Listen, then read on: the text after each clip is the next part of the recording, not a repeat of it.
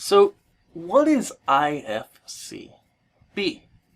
You may have just read this headline and you might be asking, okay, David, that's some interesting letters. Is that a technical term? Something the lights run on maybe? Or some way to, manage some data? No, not at all. In fact, IFCB marks the next step of the artistic journey that we're taking through creating great lighting.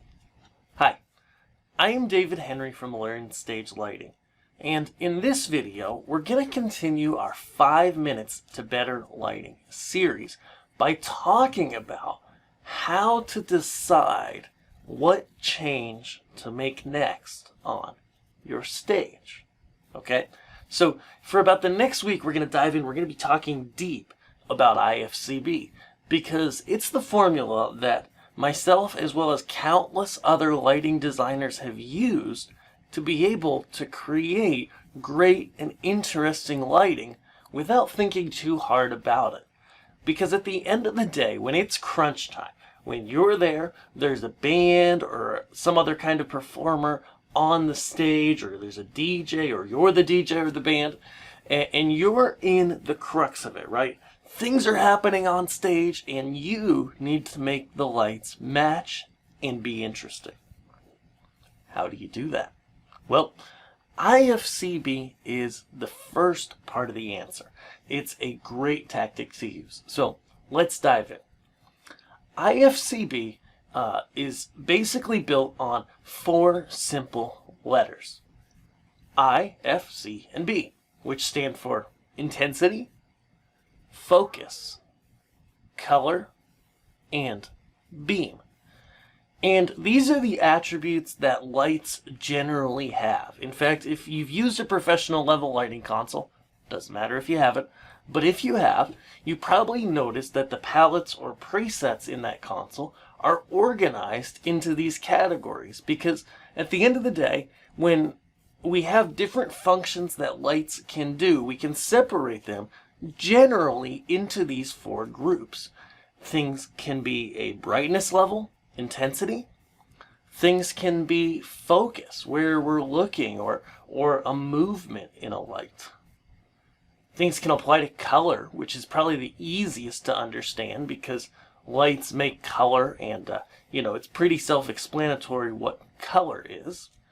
And then we have beam, which is anything that affects the light and its output and its shape.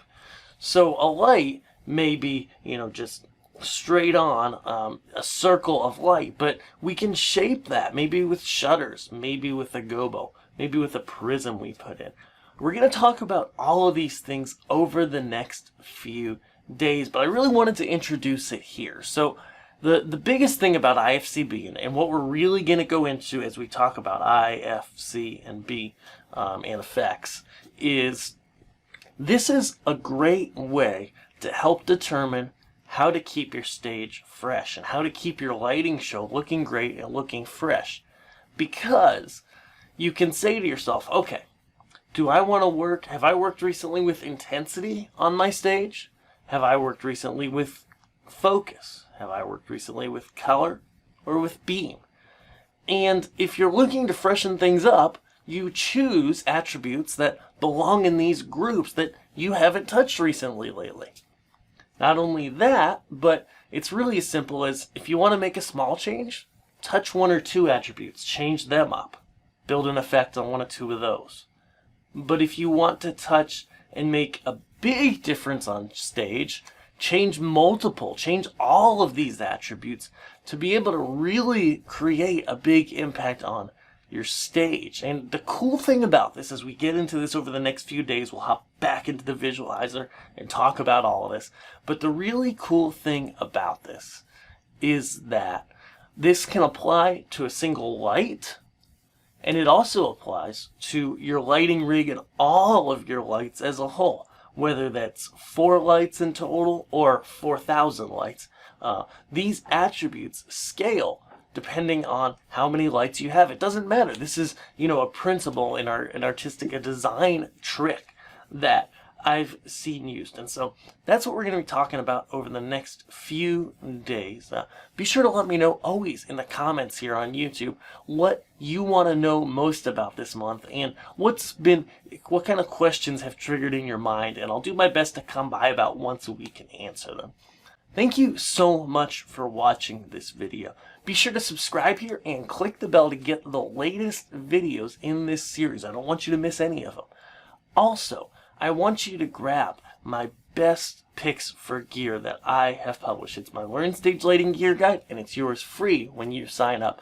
Check the link here on the end screen as well as below.